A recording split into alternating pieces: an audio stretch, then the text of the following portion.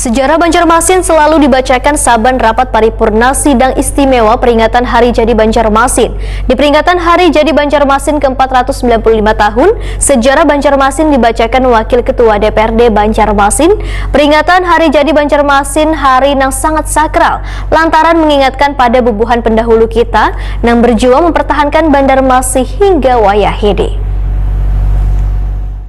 Dan seluruh anggota DPRD Kota Banjarmasin. Sejarah Banjarmasin selalu dibacakan saban rapat paripurna sidang istimewa peringatan Hari Jadi Banjarmasin. Di peringatan Hari Jadi Banjarmasin ke-495 tahun, sejarah Banjarmasin dibacakan Wakil Ketua DPRD Banjarmasin Matnor Ali FSE.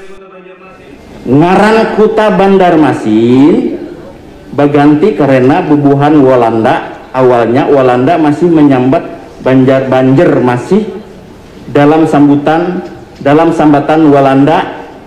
Pada saat itu Banjarmas, lalu ubah tahun 1664 berganti lagi menjadi Banjarmasi, lalu berganti lagi pulang menjadi Banjarmasing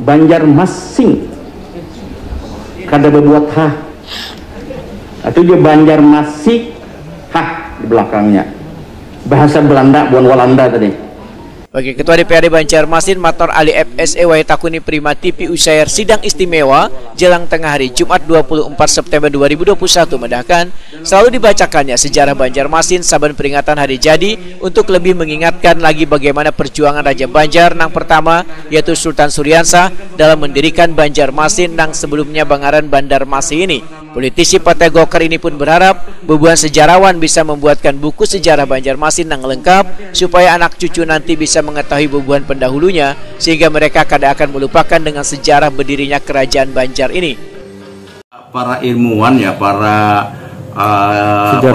sejarawan itu kalau bisa sejarah Kota Banjarmasin itu sebenarnya bikinkan seperti buku sejarah ya, kemudian lagi kalau bisa pemerintah Kota Banjarmasin juga ya berikan seperti visual bahwa Kota Banjarmasin sejarahnya ini. Nah, ini harus dipublikasikan kepada masyarakat luas ya, masyarakat luas. Jadi sehingga dengan demikian masyarakat umum yang semestinya tadinya belum tahu akhirnya jadi tahu.